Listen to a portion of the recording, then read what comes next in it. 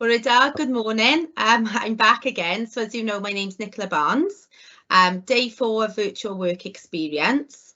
Welsh subtitles are available and you can ask any questions using the Q&A function for this session, and it's being recorded. So I just want to introduce my guest today. So I'm joined today by Dion McIntosh, who is a highways engineer in RCT Council. So I'm going to be asking Dion all about his job and how he functions and different sections in RCT Council. So first of all, thank you so much for coming today. What is a highways engineer and what is your job all about?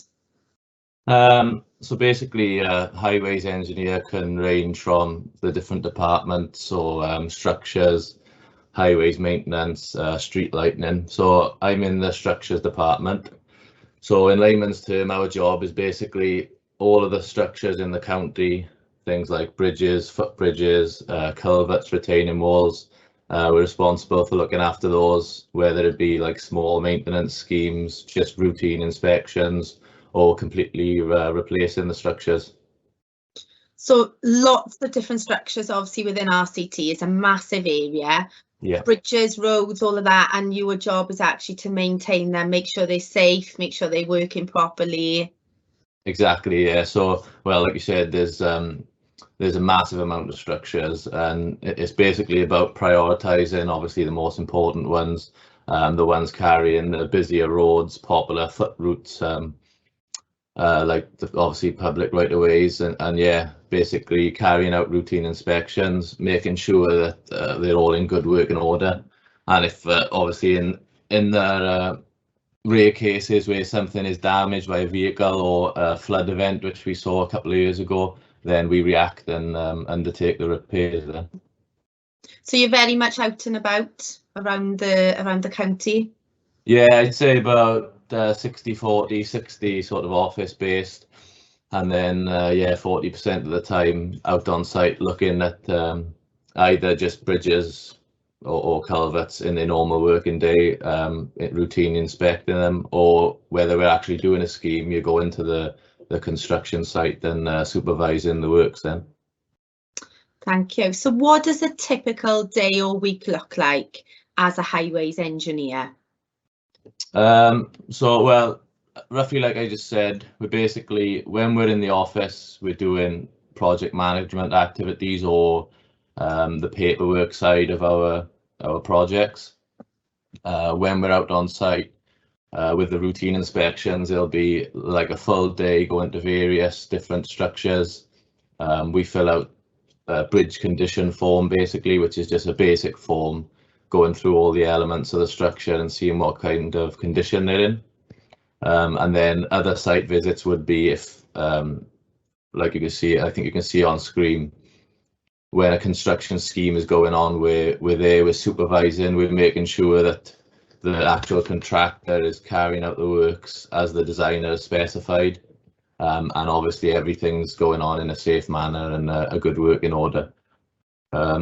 More sort of rare cases would be emergency inspections. If something, like I said earlier, has collapsed or there's been a vehicle collision, they can sometimes be the more stressful ones, but the more interesting ones as well. Yeah. So I've had cases where retaining walls have collapsed and we've had to go there and obviously speak to nearby residents and arrange emergency repairs straight away. So it's a massive variety of things we can do, and that's a good part of the job, really. Yeah, it sounds obviously definitely not boring, really exciting role. Yeah. Is that why you decided to become a highways engineer? What really attracted you to this type of work?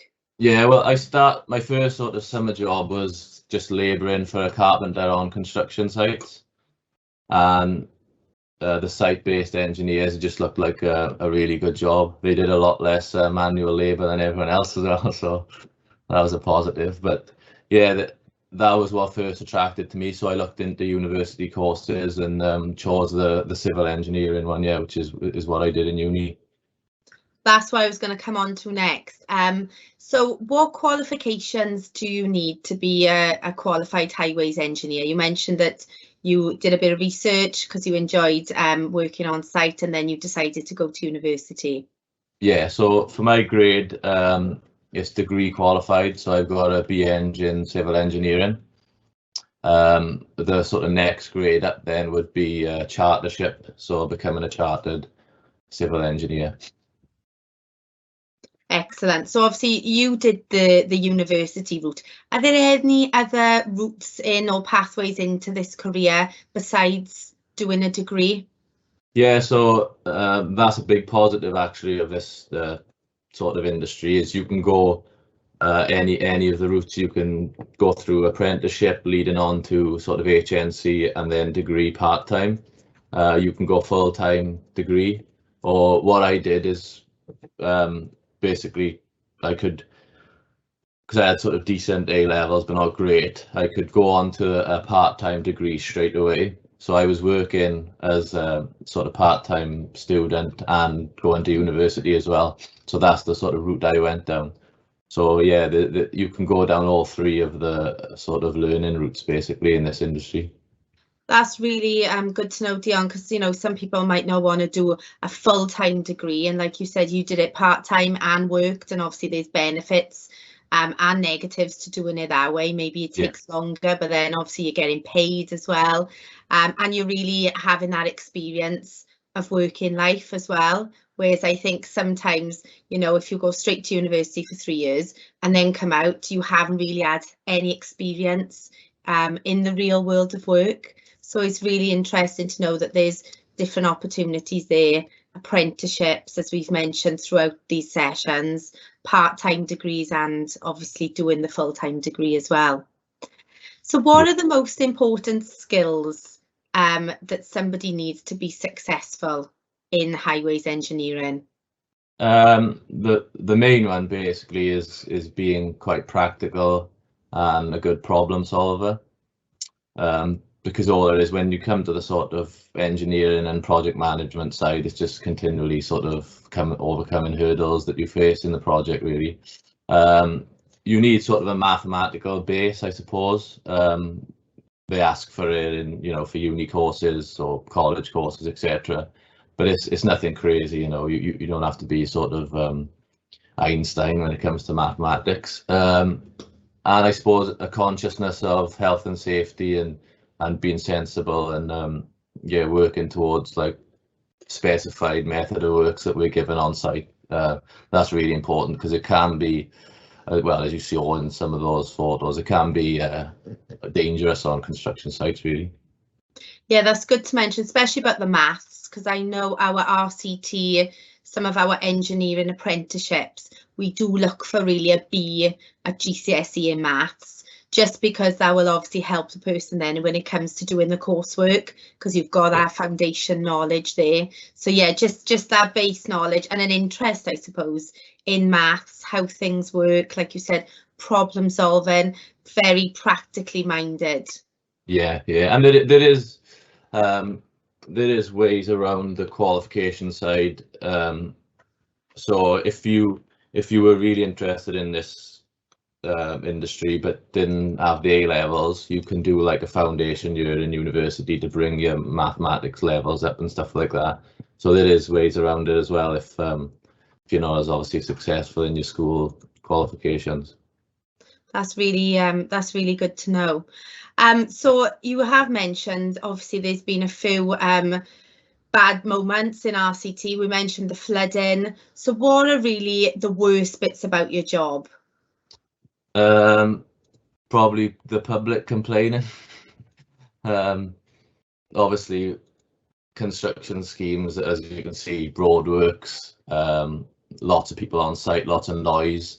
They can really be a big disruption to people's day-to-day lives, which is fair enough, but obviously part of our job is trying to minimize that, and obviously you're never going to please everyone, so a big thing is sort of liaising with public, and similar to that as well is constraints to our scheme. So ecology works when we're working near rivers, when we're working near public parks and things like that. There's lots of constraints that you probably wouldn't know about, endangered species and all these things. So the actual opportunity to get works done is a lot harder than probably people appreciate, and it's a lot slower process, and we're leading back as well to the sort of public complaints and things like that. Yeah, so, oh, sorry, go on, Reese. There's another constraint, particularly in RCTs. I suppose you've got quite a lot of really old buildings, like listed buildings and things like that. You sent a picture of like the bridge in Pontypridd and stuff, so I would have thought if anything's got to be done to any of those structures, it's a bit of a complicated process then as well, is it? Yeah, well, you've got just briefly on sort of listing, you've got like grade 1 and 2 listed buildings, so which obviously there's a bit of paperwork behind doing work to those, but it's not too bad. But then from that, you've got scheduled ancient monuments, which is the bridge in Ponty is one of those.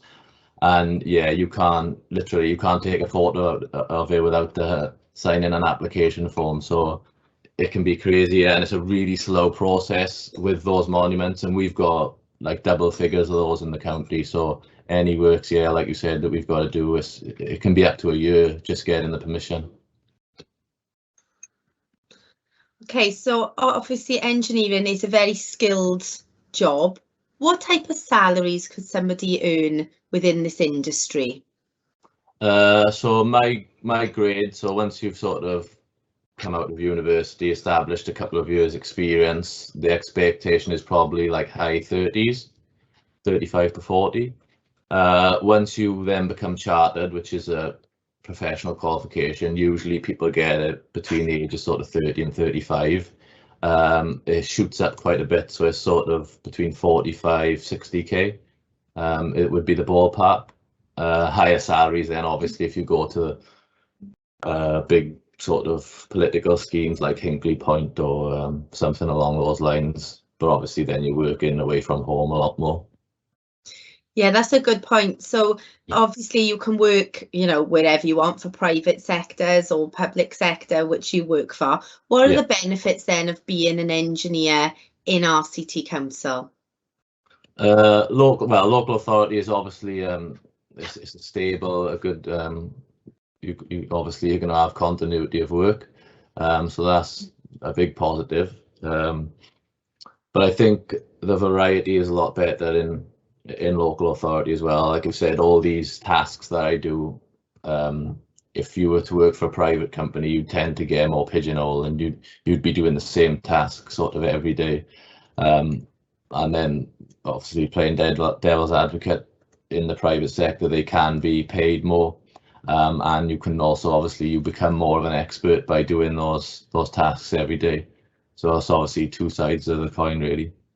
Yeah, I suppose that's a good point, because you've got to have a lot of general knowledge then, because you're dealing with so many different things within the council, whereas I suppose if you were going to one company, like you said, you would be doing more or less the same type of work again and again. Yeah, exactly. When I went through university, I was actually with a private company, so I got a lot of sort of design experience and stuff like that, which is a lot more specific. And then I moved over after I finished. So the way I've done it, I've sort of seen both sides as well. So I would recommend that to youngsters as well. Yeah, get as much experience as you can, you know, with any opportunity that arises, because you never know where it's going to lead. Yeah, definitely. Yeah. So what advice would you give young people watching today who are really interested in engineering and maybe highways engineering specifically? What advice would you give those people? I suppose generally would just be to ask as many questions as you can. Like I said, but you know, the pigeonholing, when you're a young person in any company, really, you can sort of get given tasks continuously, but if you just keep asking sort of why do we do this, ask questions around it, and obviously if you learn it then you may forget it, but once you sort of understand something, you're unlikely to forget that then, and you'll sort of move on more quickly. So specifically to my field, I'd say work experience is massive. If you do the full-time degree, great. It's the quickest way to obviously get qualified. But if it's like summer placements, if it's like you don't have lectures on a certain day, and you try and get some you know, part-time work, just holding the staff for surveyors and stuff like that. Any work experience is vital, because there's things you just simply won't learn on the educational side. So I definitely, if you wanted to do the full-time degree, I definitely try and get some work experience mixed in with it as well. Yeah, that's such good advice, Dion. You know, actually seeing what it's like day to day, the ins and outs, you know, of different areas of engineering, just watching people really and seeing how they go about their daily tasks within that industry is priceless, really. So you did mention there's a lot of restrictions on things you do, and you've got to jump through lots of loopholes to get things passed. Is there anything surprising that you could tell us today about your job? Yeah, I suppose the ecology side, really. Otters, we pay thousands of pounds for otter surveys. I've never seen an otter in my life, but we've still got to do it.